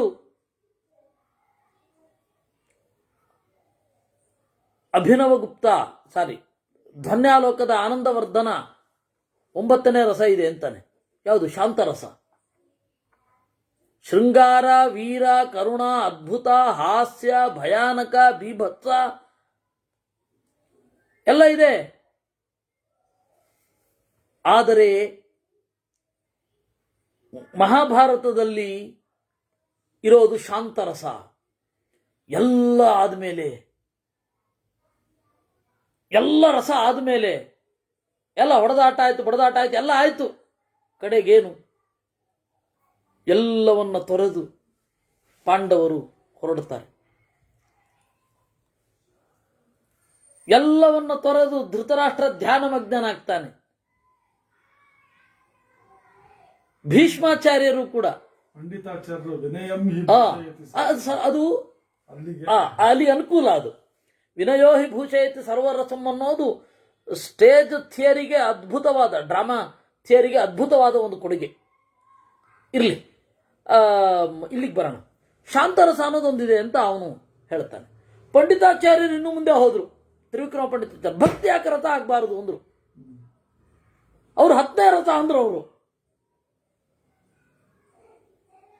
ಮಗು ತಾಯಿಯನ್ನು ನೆನೆಸುವುದು, ತಾಯಿ ಮಗುವನ್ನು ನೆನೆಸೋದೇನ್ ಮಾಡ್ತೀರ? ವಾತ್ಸಲ್ಯ ರಸ. ಶೃಂಗಾರ ರಸ ಅಂದ್ರೇನು? ಯೋಗ್ಯರಾದ ಗಂಡು ಹೆಣ್ಣು ಒಬ್ಬರೊಬ್ಬರನ್ನ ನೆನೆಸಿಕೊಂಡು ಪರಸ್ಪರ ಒಪ್ಪಿಕೊಂಡು ಪರಸ್ಪರರನ್ನ ಸುಖಕ್ಕಾಗಿ ಬಳಸಿಕೊಳ್ಳುವುದು ಶೃಂಗಾರ ರಸ. ಆದರೆ ದೇವರ ಮೇಲಿನ ಪ್ರೀತಿ ಅದು ಶೃಂಗಾರ ಅಲ್ಲ. ದೇವರಿಗೆ ಭಕ್ತನ ಮೇಲಿನ ಪ್ರೀತಿ ಶೃಂಗಾರ ಅಲ್ಲ, ಅದು ವಾತ್ಸಲ್ಯ. ಭಕ್ತಿ ಅನ್ನೋದೊಂದು ಪ್ರತ್ಯೇಕ ರಸ ಯಾಕೆ ಆಗಬಾರದು ಅಂತ ಕೇಳ್ತಾರ ಅವರು ಉಷಾಹರಣದಲ್ಲಿ. ಅದರಿಂದಾಗಿ ಮಧ್ವವಿಜಯದ ರಸ ಯಾವುದು? ಭಕ್ತಿ. ಹಾಗೆ ಇಲ್ಲಿ ಹೇಳ್ತಾರೆ ನೋಡಿ, ಕರುಣಾರಸವೇ ಪ್ರಧಾನವಾದದ್ದು ವಾಲ್ಮೀಕಿ ರಾಮಾಯಣದಲ್ಲಿ, ರಾಮನ ಕಥೆಯಲ್ಲಿ. ಯಾಕೆಂದ್ರೆ ನಿಪೀಡ್ಯಮಾನಾಂ ಧರ್ಮಾತ್ಮ, ಹೀಗೆ ರಸಗಳ ಚಿಂತನೆ ಬಹಳ ಬಂದಿದೆ. ಆಮೇಲೆ ರಸಾಸ್ವಾದನೆಗೆ ಬೇಕಾದ ಪೂರ್ವ ಪೀಠಿಕೆ ಏನು? ನಾವೊಂದು ಕಾವ್ಯವನ್ನು ಓದುವಾಗ ನಮ್ಮ ರಸ, ನಮ್ಮ ಪ್ರಜ್ಞೆ ಯಾವುದನ್ನು ಗ್ರಹಿಸುತ್ತೆ, ನಮ್ಮಲ್ಲಿ ಆಗುವಂತಹ ಆಲ್ಕಮಿ ಆಫ್ ಡಿಸೈರ್ ಯಾವ ಸ್ವರೂಪದ್ದು ಅನ್ನೋದ್ರ ಬಗ್ಗೆ ಎಲ್ಲ ಬಹಳ ಆಳವಾದ ಒಂದು ವಿವೇಚನೆಗಳಿದೆ. ಅದನ್ನು ನಾವು ಆ ಕಾಲಕ್ಕೆ ಅಲ್ಲೇ ನೋಡ್ತಾ ಬಂದಿದ್ದೀವಿ ನೋಡಿ. ನಿಪೀಡ್ಯಮಾನಾಂ ಧರ್ಮಾತ್ಮ ವೈದೇಹಿ ಅಂದ್ರೆ ಕಥೆಯನ್ನು ಹೇಳುವಾಗ ಇದರೆಲ್ಲದರ ಅರಿವು ಬೇಕು. ಇದರೆಲ್ಲದರ ಅರಿವಿದ್ರೆ ಅವನ ಕಥೆ ಹೇಳಿದ್ರೆ ಕೇಳುವ ಅಂತ ಅವಾಗ ಆ ಕಥೆ ಆಭೋಗ, ಆ ಕಥೆ ಅನ್ನೋದು ಆಸ್ವಾದ. ಹೇಗೆ ತಾಂಬೂಲದ ರಸಾಸ್ವಾದ ಆಗತ್ತೆ, ಹೇಗೆ ಭಕ್ಷ್ಯ ಭೋಜ್ಯಗಳ ರುಚಿ ಆಸ್ವಾದ ಆಗತ್ತೆ, ಆ ರೀತಿ ಇದರ ಆಸ್ವಾದ ಆಗತ್ತೆ. ಅದು ಕಥೆಯ ಆಸ್ವಾದ. ಕಥೆಯ ಆಸ್ವಾದ ಮಾಡಿಸ್ಬೇಕಲ್ವಾ? ಮಾಡಿಸ್ಬೇಕಾದ್ರೆ ಇದೆಲ್ಲ ಐಡಿಯಾ ಇರಬೇಕು. ಆ ತರಹದ ಪ್ರಯೋಗಗಳನ್ನ ದಾಸರು ಮಾಡ್ತಾ ಇದ್ರು ಅವಾಗ. ಹರಿಕಥೆ ಮಾಡುವಾಗ, ಗಮಕಿಗಳು ಹಾಡುವಾಗ, ವ್ಯಾಖ್ಯಾನಕಾರರು ವ್ಯಾಖ್ಯಾನ ಮಾಡುವಾಗ ಬೇರೆ ಬೇರೆ ಅದಕ್ಕೆ ತಕ್ಕ ಪಿಚ್ಚಿನಲ್ಲಿ ತೆಗೆದುಕೊಂಡು ಹೋಗಿ ಮಾಡ್ತಾ ಇದ್ರು. ಅದರಿಂದಲೇ ಜನರ ಮನಸ್ಸಿನಲ್ಲಿ ನಿಂತದ್ದು. ಅವಾಗೆಲ್ಲ 3 ಗಂಟೆ, 4 ಗಂಟೆ, 5 ಗಂಟೆಗಳ ಕಾಲ ನಡೀತಾ ಇತ್ತಂತೆ. ಊಟ ಮುಗಿಸಿ 9 ಗಂಟೆ ಕೂತ್ರೆ 12 ಗಂಟೆ ತನಕ ನಡೆಸ್ತಾ ಇದ್ರಂತೆ. ನಮ್ಮ ಊರಿನಲ್ಲೆಲ್ಲ ಅದು ಮತ್ತೆ ಭದ್ರಗಿರಿ ಅಚ್ಯುತದಾಸರು ಅವರೆಲ್ಲ ಊಟ ಮುಗಿಸಿ ಕೂತ್ಕೊಳ್ಳೋದು 8 ಗಂಟೆಗೆ. ನಮ್ಮ ಈ ರಮೇಶ್ ಇದಾರಲ್ಲ, ಗಮಕಿ ರಮೇಶ್, NAL ರಮೇಶ್, ಸೈಂಟಿಸ್ಟ್, ಅವ್ರ ತಂದೆ ನಮ್ಮೂರಿಗೆ ಬರ್ತಾ ಇದ್ರು, ಗಮಕಿ ವಾಸುದೇವರಾವ್ ಅಂತ. ಅವರು ರಾಗವಾಗಿ ಪ್ರತಿಯೊಂದನ್ನು ಹೇಳೋದು. ರಘುಪತಿ ಶಾಸ್ತ್ರಿಗಳು ಅಂತ, ಅವರು ಅದನ್ನು ವ್ಯಾಖ್ಯಾನ ಮಾಡೋದು. 5 ಗಂಟೆ, 4 ಗಂಟೆ. ನಮಗೆಲ್ಲ ಚಿಕ್ಕ ನಿದ್ರೆ ಬಂದ್ಬಿಡ್ತಾ ಇತ್ತು, ಅದು ಬೇರೆ. ಆದರೆ ಆ ರಸಾಸ್ವಾದ ಮಾಡ್ತಾ ಇದ್ರು ಅವಾಗ. ಆ ರಸಾಸ್ವಾದ, ಅದರ ಗುಟ್ಟನ್ನು ತಿಳಿದ್ರೆ ಕಥನ, ಅವಾಗ ಅವ್ರದನ್ನು ಕೇಳಲಿಕ್ಕೆ ಬರ್ತಾರೆ ಜನ. ಇದು ಗೊತ್ತಿರಬೇಕು ಅಂತ ಅಷ್ಟೇ, ಇನ್ನೇನಿಲ್ಲ. ನಾವು ರಸ ಆಸ್ವಾದನೆ ಮಾಡ್ಬೇಕಲ್ಲ. ನಿಪೀಡ್ಯಮಾನಾಂ ಧರ್ಮಾತ್ಮ ವೈದೇಹೀಂ ಅನುಚಿಂತಯನ್. ಹೀಗೆ ಬಹಳ ಸಂಕಟವನ್ನು ಅನುಭವಿಸ್ತಾ ಇರುವ ವೈದೇಹಿಯನ್ನು ಚಿಂತಿಸಿ ಕೊಲ್ರಿ ಅವರನ್ನ ಅಂದ. ಕರುಣೆಯ ಪ್ರಾಡಕ್ಟ್ ಯಾವುದು? ಸಿಟ್ಟು. ಅದನ್ನೇ ಹೇಳಿದ್ದೆ ನಾನು. ಆಲ್ಕಮಿ ಆಫ್ ಡಿಸೈರ್ ಬಹಳ ವಿಚಿತ್ರ. ಮಹಾಕಾವ್ಯಗಳಲ್ಲಿ ಯಾವ ರೀತಿ ಕೆಲಸ ಮಾಡುತ್ತೆ ಅದು ಅಂತ. ಏವ ಮುಕ್ತೇತು ವಚಸಿ ರಾಮೇಣ ಕ್ಲಿಷ್ಟ ಕರ್ಮಣ ಸಂಘರ್ಷಮಾಣ ಪ್ಲವಗಾ ಸಿಂಹನಾದೈರ ಪೂರಯನ್. ಈ ರೀತಿ ರಾಮ ಹೇಳ್ತಾ ಇರಬೇಕಾದ್ರೆ ಸಿಂಹನಾದೈಹಿ ಅಂತ ಹೇಳಿ ಎಲ್ಲರೂ ಹುಂಕಾರ ಮಾಡಿದ್ರಂತೆ. ಶಿಖರೈರ್ವಿಕಿರಾಮೈತಾಂ ಲಂಕಾಂ ಮುಷ್ಟಿಭಿರೇವವ ಇತಿ ಸ್ಮದಧಿರೇ ತರವೇ ಮನಾಂಸಿ ಹರಿಯೂಥಪಾಹ. ಒಬ್ಬ ಕಮಾಂಡರ್ ಇನ್ ಚೀಫ್ ಆಜ್ಞೆ ಕೊಟ್ರೆ ಆ ಸೈನಿಕರಿಗೆ ಯಾವ ರೀತಿಯ ಮನೋಭಾವ ಇರುತ್ತೆ, ಅವ್ರು ಯಾವ ಅಡ್ರಿನಲ್ ರಶ್ ಇರುತ್ತೆ ಅವ್ರಿಗೆ ಅಂತಂದ್ರೆ, ಮುಷ್ಟಿಯಿಂದ ಗುದ್ದಿ ಗುದ್ದಿ ಲಂಕೆಯ ಶಿಖರಗಳನ್ನೆಲ್ಲ ಪುಡಿ ಮಾಡ್ಬೋಣ ಅಂತ ಇತ್ತಂತ ಅವ್ರಿಗೆ. ಈಗಲೂ ಕೂಡ ಸೈನಿಕರನ್ನ ಯಾವ ರೀತಿ ಪ್ರೊವೋಕ್ ಮಾಡಬೇಕು ಅನ್ನುವ ಸ್ಪೆಷಲ್ ಟೆಕ್ನಿಕ್ಕು ಅವರ ನಾಯಕರಿಗಿರುತ್ತೆ. ಆ ಪ್ರೊವೋಕೇಶನ್ ನಿಂದ, ಆ ಒಂದು ಉತ್ಕಟವಾಗಿ ಪ್ರಚೋದಿಸ್ತಾರಲ್ಲ, ಅದರಿಂದ ಅವರು 5 ಗಂಟೆಗೆಲ್ಲ ಸೇತುವೆ ಕಟ್ಟಿಬಿಡ್ತಾರಂತೆ. 5 ಗಂಟೆ ಅವಧಿಯಲ್ಲಿ. ನಾಗರಿಕರಿಗೆ ಕೊಡಲ್ಲ ಅದನ್ನ, ಆ ಟೆಕ್ನಾಲಜಿಯನ್ನ. ಯಾಕೆಂದ್ರೆ ಬಹಳ ಕಾಲ ಬದುಕಬೇಕಲ್ಲ ಇವರು. ಒಂದು ಸೇತುವೆ ಕಟ್ತಾ ಕಟ್ತಾ ಕಟ್ತಾ ಎಷ್ಟು ಜನ ಬದುಕು ಕಟ್ಕೊಳ್ತಾರೆ. 5 ಗಂಟೆಗೆ ಮುಗಿಸ್ಬಿಟ್ರೆ ಅದು ಬೇಡ ಅಂತ ಇರ್ಲಿ. ಅವನ ಆ ರಾಮನ ಕೆಕ್ಕರು ಕಣ್ಣು, ಕೆಂಪಡರಿದ ಮೋರೆ, ಆ ಬಾಡಿ ಲ್ಯಾಂಗ್ವೇಜು ಅದು ಹೊರಗಡೆ ಹಿಂಗಿದೆ, ಒಳಗಡೆ ಕರುಣೆ ಇದೆ. ಕರುಣೆಯಿಂದ ಆ ಸಿಟ್ಟು ಹೊರಗಡೆ ಬಂತು. ಸೀತೆಯ ಮೇಲಿನ ಕರುಣೆಯಿಂದ ಸಿಟ್ಟು ಹೊರಗಡೆ ಬಂತು. ಆಕ್ರಮಣ ಮಾಡಿ ಅಂತ ಇವ್ರು ನುಗ್ಗಿದ್ರು.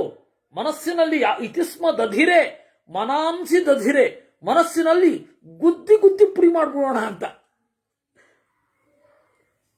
ಉದ್ಯಮ್ಯ ಗಿರಿತೃಂಗಾಣಿ ಮಹಾಂತಿ ಶಿಖರಾಣಿ ಚ ತರುಶ್ಚೋತ್ಪಾಟ್ಯ ವಿವಿಧಾನ್ ತಿಷ್ಠಂತೆ ಹರಿಯೂಥಪಾಹ. ದೊಡ್ಡ ಕೋಡ್ಗಲ್ಲುಗಳನ್ನ ಎತ್ತಿ ನಿಂತಿದ್ರಂತೆ. ಕೆಲವರು ಮರ ಹಿಡ್ಕೊಂಡು ನಿಂತಿದ್ರಂತೆ.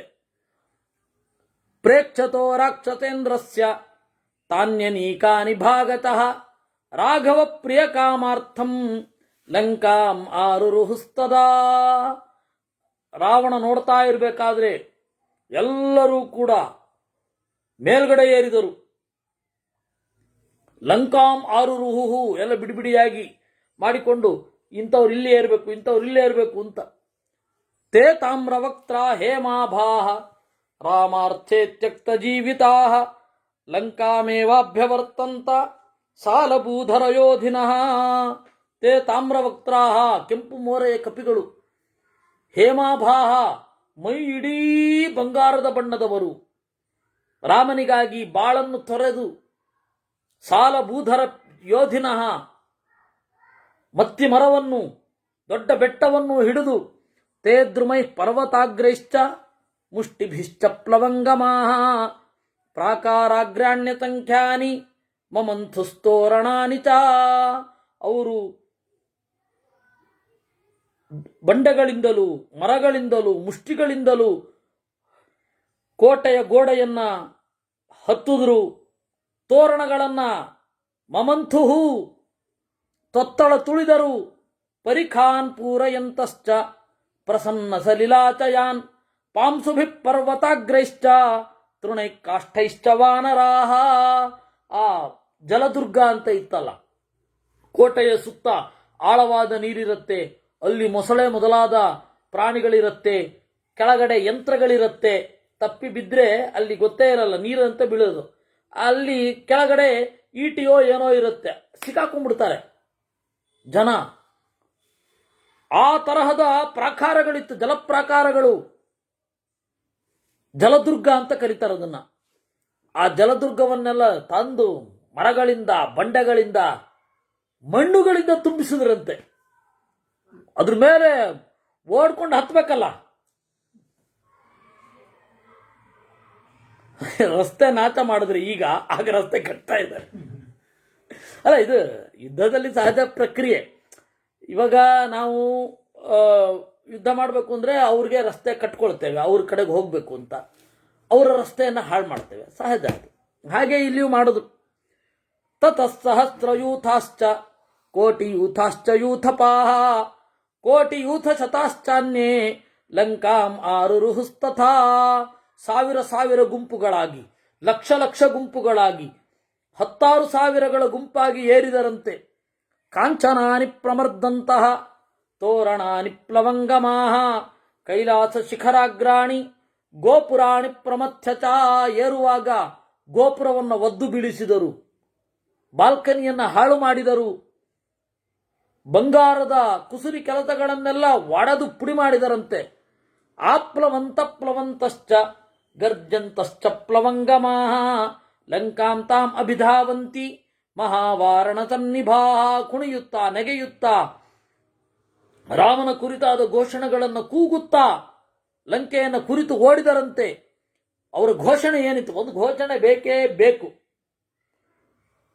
ಈ ಲೆಫ್ಟಿಸ್ಟ್ಗಳಿದ್ದಾರಲ್ಲ, ಅವ್ರಿಗೇನು ಘೋಷಣೆಯೇ ಇಲ್ಲ. ಇವತ್ತು ಸೈನಿಕರಿಗೆ, ಇವರೆಲ್ಲ ಇಷ್ಟು ಸೆಕ್ಯುಲರ್ ಅಂತಾರಲ್ಲ, ಇವತ್ತು ಸೈನ್ಯದಲ್ಲಿ ಹರ ಹರ್ ಮಹಾದೇವ್ ಇಲ್ಲದೆ ಏರಲ್ಲ. ಯುದ್ಧ ಮಾಡ್ಲಿಕ್ಕಾಗಲ್ಲ, ಹೇಳೋದೇ ಸುಮ್ಮನೆ ಇರ್ತಾರೆ. ಏನೋ ಒಂದು ಘೋಷಣೆ ಬೇಕು. ಆ ಘೋಷಣೆ ಭಕ್ತಿಯಿಂದಲೇ ಬಂದಿರಬೇಕು. ಈಗ ಭಕ್ತಿ ಅನ್ನೋದು ಕಾಮನ್. ಸಂಘಂ ಚರಣಂ ಗಚ್ಚಾಮಿ ಅನ್ನೋದು ಭಕ್ತಿ ಅಲ್ವಾ? ಬುದ್ಧಂ ಚರಣಂ ಗಚ್ಚಾಮಿ ಅನ್ನೋದು ಭಕ್ತಿ ಅಲ್ವಾ? ಭಕ್ತಿ ಇಲ್ಲದೆ ಹೋದ್ರೆ ಯುದ್ಧನೂ ಮಾಡ್ಲಿಕ್ಕಾಗಲ್ಲ. ಅದು ಗೊತ್ತೇ ಇಲ್ಲ ಇವ್ರಿಗೆ. ಇವರಿಲ್ಲಿ ನಗರದ ಅಕ್ಷರರು ಇಲ್ಲಿ ಕೂತ್ಕೊಂಡು ಸೆಕ್ಯುಲರ್ ಆಗಿರಬೇಕು ನಮ್ಮ ದೇಶ. ಯಾವ ದೇಶ ಆಗಿರುತ್ತೆ? ಪ್ರತಿಯೊಂದು ದೇಶಕ್ಕೂ ಅದೇ ಒಂದು ಜಯಘೋಷ ಇರುತ್ತೆ, ಅಲ್ಲಿ ಒಬ್ಬ ದೇವರು ಇರ್ತಾರೆ, ಆ ದೇವರ ಬಗ್ಗೆ ಒಂದು ಭಕ್ತಿ ಇರುತ್ತೆ. ಇವುಗಳೆಲ್ಲ ಇಂಪ್ರಾಕ್ಟಿಕಲ್, ಏನು ಪ್ರಯೋಜನ ಇಲ್ಲ ಇವುಗಳು. ಏನು ಘೋಷಣೆ ಇತ್ತು ಕಪಿಗಳದ್ದು? ಜಯತ್ಯುರುಬಲೋ ರಾಮೋ ಲಕ್ಷ್ಮಣಶ್ಚ ಮಹಾಬಲಃ ರಾಜಾ ಜಯತಿ ಸುಗ್ರೀವ ರಾಘವೇಣಾಭಿಪಾಲಿತ. ಅದರ ಗದ್ಯದ ವರ್ಷನ್ ಏನೋ ನಮ್ಗೆ ಗೊತ್ತಿಲ್ಲ. ಆ ಘೋಷಣೆಯ ಅಭಿಪ್ರಾಯ ಇದು. ಇದೇ ಶ್ಲೋಕ ಹೇಳ್ಕೊಂಡು ಹೋಗ್ತಾ ಇದ್ರ ಅನ್ಬೇಡಿ, ಗೊತ್ತಿಲ್ಲ. ನಾನು ಹೀಗೆ ಆಯ್ತು. ನಮ್ಮ ವಿದ್ವಾಂಸರಲ್ಲಿ ಎಷ್ಟು ಕಾಮನ್ ಸೆನ್ಸ್ ಇರೋದಿಲ್ಲ ಅಂತ ಅನ್ನಲಿಕ್ಕೆ ಒಂದು ಘಟನೆ ಹೇಳ್ತೇನೆ. ಕೆಲವು ದಿವಸಗಳ ಹಿಂದೆ ಗೀತೆಯ ಬಗ್ಗೆ ಒಂದು ಮಾತುಕತೆ ಆಯಿತು. ಈ ವಿಕ್ರಮನ್ ಮತ್ತೆ ನನ್ನ ನಡುವೆ ನಡೆದಿದ್ದಲ್ಲ, ಅಲ್ಲಿ ಗೀತೆಯ ಶ್ಲೋಕ ಹೀಗೆ ಇರಲ್ಲ. ಕೃಷ್ಣ ಅರ್ಜುನನಿಗೆ ಗದ್ಯದಲ್ಲಿ ಉಪದೇಶ ಮಾಡಿರ್ತಾನೆ, ಅದನ್ನು ವೇದವ್ಯಾಸರು ಪದ್ಯದಲ್ಲಿ ಕೊಟ್ಟಿರ್ತಾರೆ ಅಂತ. ಅದಕ್ಕೊಬ್ಬ ಕೇಳ್ದ, ಅವನು ಸೋಕಾಲ್ಡ್ ಸುಪಂ, ಅವನು ಕೇಳ್ದ ನನ್ನ, ಅದು ಹೆಂಗೆ ನಾನೇ ಶ್ಲೋಕ ಕಟ್ತೀನಿ, ಇನ್ನು ಕೃಷ್ಣದೇವರು ಶ್ಲೋಕದಲ್ಲಿ ಮಾತಾಡಲ್ವಾ ಅಂತ. ಅಪ್ಪ ಶ್ಲೋಕದಲ್ಲಿ ಮಾತಾಡ್ಬೋದು ಕೊಡೋ, ಪ್ರಾಕ್ಟಿಕಲ್ ಅಲ್ವೋ ಅದು. ಇವ್ರ ಪ್ರಕಾರ ಈ ನಿಜಲಿಂಗಪ್ಪನೂ ಅದೇ ಹೇಳ್ತಾ ಇದ್ದ, ಗೀತೆ ಅಲ್ಲಿ ಯುದ್ಧದಲ್ಲಿ ನಡೆದಿದೆ, ಅಲ್ಲಿಗೆ ಸಾಧ್ಯ ಇಲ್ಲ, ನಾನೇ ಅಲ್ಲಿಂದ ಇಲ್ಲಿಗೆ ಮಾಡ್ಬೇಕಾದ್ರೆ 3 ಗಂಟೆ ಹಿಡಿಯುತ್ತೆ, ಯುದ್ಧದಲ್ಲಿ ಯಾವನ ಅಷ್ಟು ಕಾಳ್ತಾನೆ ಅಂದ್ರೆ ಇವನ ಪ್ರಕಾರ ಧರ್ಮಕ್ಷೇತ್ರೇ ಕುರುಕ್ಷೇತ್ರೇ ಅಂತ ಇರ್ಬೇಕು. ಕೃಷ್ಣ ರಾಗವಾಗಿ ಅಶೋಚ್ಯಾನ್ ಅನ್ವಶೋಚಸ್ತ್ವಂ ಪ್ರಜ್ಞಾವಾದಾಂಶ ಭಾಷಸೆ ಅನ್ಬೇಕಾ? ಏನ್ ತಲೆತಮ ಇಲ್ವ ಇವ್ರಿಗೆ? ಸಂಕ್ಷಿಪ್ತವಾಗಿ ಸೂತ್ರ ರೂಪದಲ್ಲಿ ಹೇಳಿರ್ತಾರಪ್ಪ ಇವರು. ಮತ್ತೆ ಕೆಲವೊಂದು ಏನಾಗುತ್ತೆ, ಏನ್ ಮಾತಾಡಿರ್ತೇವಲ್ಲ ಅದು ಕ್ರಿಯೆಗೆ ಬಂದಾಗ ಮುಗಿದೋಗಿರುತ್ತೆ. ಇವಾಗ ನೋಡಿ, ನಾಟಕದಲ್ಲಿ ಬರಬೇಕಾದ್ರೆ ಬ್ರಾಕೆಟಿನಲ್ಲಿ ಟಿವಿಯಿಂದ ನಡೆಯುತ್ತಾ ಮುಗೀತು, ಅದು ನಡೆದು ಬಿಟ್ರೆ ಮುಗೀತು. ಅದನ್ನ ಹೇಳ್ಕೊಂಡು ಟಿವಿಯಿಂದ ನಡೆಯುತ್ತಾ ಅಂದ್ರೆ ಎಷ್ಟು ಅಸಂಗತ ಅದು. ಅದರಿಂದಾಗಿ ಅವರು ಕೇಳಿದ್ರ ಅಂದ್ರೆ ಅವ್ರ ಘೋಷಣೆ ಯಾವ ರೂಪದಲ್ಲಿತ್ತೋ, ಯಾವ ಭಾಷೆಯಲ್ಲಿತ್ತೋ, ಸದ್ದು ಕೇಳಿಸ್ತಾ ಇತ್ತು ಅಂತ ಅದನ್ನ ಹಿಂಗ್ ಮಾಡೋದು ಕಷ್ಟ. ಅದೆಲ್ಲ ನಾವು ಅನುಭವಿಸ್ಬೇಕಷ್ಟೇ. ಅದರಿಂದಾಗಿ ಅವ್ರ ಭಾಷೆ ಯಾವುದಿತ್ತೋ, ಕಪಿಗಳದ್ದು ಆ ಲೋಕಲ್ ಲ್ಯಾಂಗ್ವೇಜ್ ಒಂದಿರುತ್ತಲ್ಲ, ಅದರಲ್ಲಿ ಎದ್ದು ಬರುತ್ತೆ. ಆ ಲೋಕಲ್ ಲ್ಯಾಂಗ್ವೇಜಿನ ಫೋರ್ಸ್ ಇರುತ್ತಲ್ಲ, ಅದರಲ್ಲಿ ಜಯತ್ತಿರುಬಲೋ ರಾಮ, ರಾಮ ನಮ್ಮೆಲ್ಲರಿಗಿಂತ ಮಿಗಿಲು, ಲಕ್ಷ್ಮಣಶ್ಚ ಮಹಾಬಲಃ, ಅವನ ತಮ್ಮ ಲಕ್ಷ್ಮಣ, ರಾಜ ಜಯತಿ ಸುಗ್ರೀವ, ಸುಗ್ರೀವನು ಇವರೆಲ್ಲರಿಂದ ಮಿಗಿಲಾಗಿದ್ದಾನೆ. ಯಾಕೆಂದ್ರೆ ರಾಘವೇಣಾಭಿಪಾಲಿತ, ರಾಮನ ಮಿತ್ರ ಸುಗ್ರೀವನಿಗೆ ಜಾಯ್. ಈ ತರಹ ಇತ್ಯೇವಂ ಘೋಷಯಂತಶ್ಚ ಗರ್ಜಂತಶ್ಚ ಪ್ಲವಂಗಮಾಃ ಅಭ್ಯಧಾವಂತ ಲಂಕಾಯಾಃ ಪ್ರಾಕಾರಂ ಕಾಮರೂಪಿಣಃ. ಈ ರೀತಿಯಾಗಿ ಪ್ರಾಕಾರವನ್ನು ಕುರಿತು ವೇಗವಾಗಿ ಸಾಗಿದರು. ವೀರಬಾಹು ಸುಬಾಹು ನಳ ಪನತ ನಿಪೀಡ್ಯೋಪನಿವಿಷ್ಟಾಸ್ತೆ ಪ್ರಾಕಾರಂ ಹರಿಯೂಥಪಾಹ. ಪ್ರಾಕಾರವನ್ನು ಏರಿದರಂತೆ ಹೀಗೆ. ಏತಸ್ಮಿನ್ನಂತರೇ ಚಕ್ರುಹು ಸ್ಕಂಧಾವಾರ ನಿವೇಚನಂ ಪೂರ್ವದ್ವಾರಂತು ಕುಮುದಃ ಕೋಟಿಭಿರ್ದ್ವಾದಕೇರ್ವೃತಃ. ಇವ್ರು ಏರ್ತಾ ಇರುವಾಗ ಸೇನೆಯವರು ಪರ್ಫೆಕ್ಟ್ ಆಗಿ ಅಲ್ಲಿಗೆ ಬರಬೇಕು ಅಂತ. ಸ್ಕಂಧಾವಾರ ಅಂದ್ರೆ, ಸ್ಕಂಧ ಅಂತ ಹೇಳಿದ್ರೆ ಸೇನೆಯ ವಸತಿ. ಸ್ಕಂಧ ಅಂದ್ರೇನೆ ಸೇನೆಯ ನೆಲೆ. ಅದನ್ನು ಅಲ್ಲಿ ಶಿಫ್ಟ್ ಮಾಡಿದ್ರಂತೆ. ಅಂದ್ರೆ ಯುದ್ಧ ಮಾಡಬೇಕಾದ್ರೆ ನಾವು ಯಾವ ಮೂಮೆಂಟ್ ಅಲ್ಲಿ ಇರ್ಬೇಕಾದ್ರೆ ಇವ್ರು ಯಾವ ಮೂಮೆಂಟ್ ಅಲ್ಲಿ ಹೋಗ್ಬೇಕು ಅಂತ ಅನ್ನೋದು ಮೊದಲೇ ಡಿಸೈಡ್ ಆಗಿರುತ್ತೆ. ಇದ್ದಕ್ಕಿದ್ದಾಗೆ ಸಾಗ್ಬಿಡಲ್ಲ, ಅದಕ್ಕೆಲ್ಲ ಮೊದಲೇ ಟ್ರೈನಿಂಗ್ ಆಗಿರುತ್ತೆ. ಎಲ್ಲ ಯುದ್ಧಗಳಲ್ಲಿ ಭಾಗವಹಿಸುವವರು ಅವರು ಟ್ರೈನಿಂಗ್ ತಗೊಂಡೇ ಇರ್ತಾರಲ್ಲ. ಪೂರ್ವದ್ವಾರಂತು ಕುಮುದಃ ಕೋಟಿಭಿರ್ದಶಭಿರ್ವೃತಃ. ಪೂರ್ವದ್ವಾರದಲ್ಲಿ 10 ಕೋಟಿ ಕಪಿಗಳ ಜೊತೆಗೆ ಕೂತ್ನಂತೆ. ಸಹಾಯಾರ್ಥೇತು ತಸ್ಯೈವ ನಿವಿಷ್ಟ ಪ್ರಸಭೋ ಹರಿಹಿ, ಪ್ರಸಭ ಪನತ ಮೊದಲಾದವರೆಲ್ಲ ಅವನ ಜೊತೆಗಿದ್ರು. ದಕ್ಷಿಣ ದ್ವಾರದಲ್ಲಿ ಶತವಲಿ ಅನ್ನುವ ಕಪಿ, ಋಷಿಕೇಶ ತೀರ್ಥರು ಶತವಲಿ ಅಲ್ಲ, ಹಾಗೆ ಬರೆದದ್ರಿಂದಲೇನೆ ನಮಗೆ ಒಂದು ಹೊಸ ಅರ್ಥ ಗೊತ್ತಾಯಿತು. ಅವನಿಗೆ ಶತವಲಿ ಅಂತ ಕರೆದದ್ದು ಯಾಕೆ ಅಂದ್ರೆ ಅವನು ಚರ್ಮ ವಿಪರೀತ ದಪ್ಪ ಅಂತ. ಒಲಿ ಅಂತಂದ್ರೆ ಸುಕ್ಕು, ಚರ್ಮದ ಸುಕ್ಕು. 100 ಲೇಯರ್ ಇತ್ತಂತೆ. ಯಾವ ಕವಚ ಬೇಕು ಅವನಿಗೆ? ಯಾವ ಕವಚವೂ ಬೇಡ, ಯಾವ ಶಿರಸ್ತ್ರಾಣವೂ ಬೇಡ. ಅದಕ್ಕೆ ಶತಬಲಿ ಅಂತ. ಎಂತ ಚಂದದ ಹೆಸರು ಈ ಶತಬಲಿ ಅಂದ್ರೆ ಏನು? 100 ಪೂಜೆ ಅಂತಾನ? ಬಲಿ ಅಂದ್ರೆ ಪೂಜೆ. ಶತಬಲಿ ಅಂತ ಅನ್ನೋದು ಚಂದದ ಹೆಸರು. ಯುದ್ಧದಲ್ಲಿ ತೊಡಗಿದವನಿಗೆ ಇರಬೇಕಾದ ಒಂದು ಆ ದೇಹದ ದೈಹಿಕವಾದ ಅರ್ಹತೆ ಅದಿದ್ರೆ ಸಾಕಲ್ಲ, ಯುದ್ಧಕ್ಕೆ ಎಷ್ಟು ಹೆಂಗ್ ಬೇಕಾದ್ರೆ ತಯಾರಾಗ್ಬೋದು. ಆವೃತ್ಯ ಬಲವಾನಸ್ತಸ್ಥೌ 20 ಕೋಟಿ ರಾಕ್ಷಸರಿಂದ ದಕ್ಷಿಣ ದ್ವಾರವನ್ನು ಅವಲಂಬಿಸಿ ಶತವಲ್ಲಿ ನಿಂತ. ಸುಷೇಣ ಪಶ್ಚಿಮ ದ್ವಾರಂ ಗತ್ವಾ ತಾರಾ ಪಿತಾ ಬಲಿ. ತಾರೆಯ ಅಪ್ಪ ಸುಷೇಣ ಅವನು ನಿಂತ ದಕ್ಷಿಣ ದ್ವಾರದಲ್ಲಿ. ಉತ್ತರ ದ್ವಾರಮಾಗಮ್ಯ ರಾಮ ಸೌಮಿತ್ರಿನಾಥಃ. ರಾಮ, ಸುಗ್ರೀವ ಅವರೆಲ್ಲ ಉತ್ತರ ದ್ವಾರದಲ್ಲಿ ನಿಂತಿದ್ರು. ಗವಾಕ್ಷ ರಾಮನ ಸಮೀಪ ಇದ್ದ. ಧೂಮ್ರ ರಾಮನ ಪಾರ್ಶ್ವದಲ್ಲಿ ಇದ್ದ. ವಿಭೀಷಣ ಗದಾಪಾಣಿಯಾಗಿ ಸನ್ನದ್ಧನಾಗಿದ್ದ. ಸನ್ನದ್ಧಸ್ತು ಮಹಾವೀರ್ಯೋ ಗದಾಪಾಣಿರ್ವಿಭೀಷಣ ವೃತೋ ಯತ್ತೈಸ್ತು ಸಚಿವೈ ತಸ್ಥೌ ಯತ್ರ ಮಹಾಬಲಃ. ಆಮೇಲೆ ಗಜ, ಗವಾಕ್ಷ, ಗವಯ, ಶರಭ, ಗಂಧಮಾದನ ಸುತ್ತಲೂ ಸುತ್ತುತ್ತಾ ಇದ್ರು. ಎಲ್ಲಿ ಯಾರಿಗೆ ವಿಪರೀತ ತೊಂದರೆ ಉಂಟಾಗತ್ತೆ ಅಲ್ಲಿ ನಾವು ಧಾವಿಸಬೇಕು ಅಂತ ಹೇಳಿ ಸುತ್ತಲೂ ಸುತ್ತುತ್ತಾ ಇದ್ರು. ಇದನ್ನು ನೋಡಿದ ತತಃಕೋಪ ಪರೀತಾತ್ಮ ರಾವಣೋ ರಾಕ್ಷಸೇಶ್ವರ ನಿರ್ಯಾಣಂ ಸರ್ವಸೈನ್ಯಾನಾಂ ಧೃತಂ ಆಜ್ಞಾಪಯತ್ತದಾ. ಆಮೇಲೆ ಸಿಟ್ಟಿನಿಂದ ಆವರಿಸಿ ಕವರಿಕೊಳ್ಳುವುದು ಅಂತಾರೆ ಕನ್ನಡದಲ್ಲಿ. ಸಿಟ್ಟು ಅಥವಾ ಭಾವನೆ ಬಿಂದುವಿನಿಂದ ಶುರುವಾಗಿ ಇಡೀ ಮೈ ವ್ಯಾಪಿಸಿ ಕಪ್ಪಾಗುವುದನ್ನ ಕವರಿಕೊಳ್ಳುವುದು ಅಂತ. ಕನ್ನಡದಲ್ಲಿ ಅದಕ್ಕೆ ಪರ್ಟಿಕ್ಯುಲರ್ ಆದ ಒಂದು ಪದ ಇದೆ. ಅದನ್ನ ಅನುವಾದ ಮಾಡು. ಕೋಪ ಪರೀತಾತ್ಮ. ಕೋಪ ಪರೀತಾತ್ಮ ಅಂದ್ರೆ ಸಿಟ್ಟು ಒಳಗಡೆಯಿಂದ ಹಂತ ಹಂತವಾಗಿ ವ್ಯಾಪಿಸಿ ಕವರಿಕೊಳ್ಳುವುದು. ಕನ್ನಡದಲ್ಲಿ ಅದಕ್ಕೊಂದು ಪರ್ಟಿಕ್ಯುಲರ್ ಟರ್ಮ್ ಇದೆ. ತತಃಕೋಪ ಪರೀತಾತ್ಮ ರಾವಣೋ ರಾಕ್ಷಸೇಶ್ವರ. ಎಲ್ಲ ಸೈನ್ಯವನ್ನ ನಡಿರಿ ಅಂತಂದ. ಏತಚ್ಛ್ರುತ್ವಾ ತದಾ ವಾಕ್ಯಂ ರಾವಣಸ್ಯ ಮುಖೇರಿತಂ ಸಹಸಾ ಭೀಮ ನಿರ್ಘೋಷಂ ಉದ್ಘುಷ್ಟಂ ರಜನೀಚರೈಃ.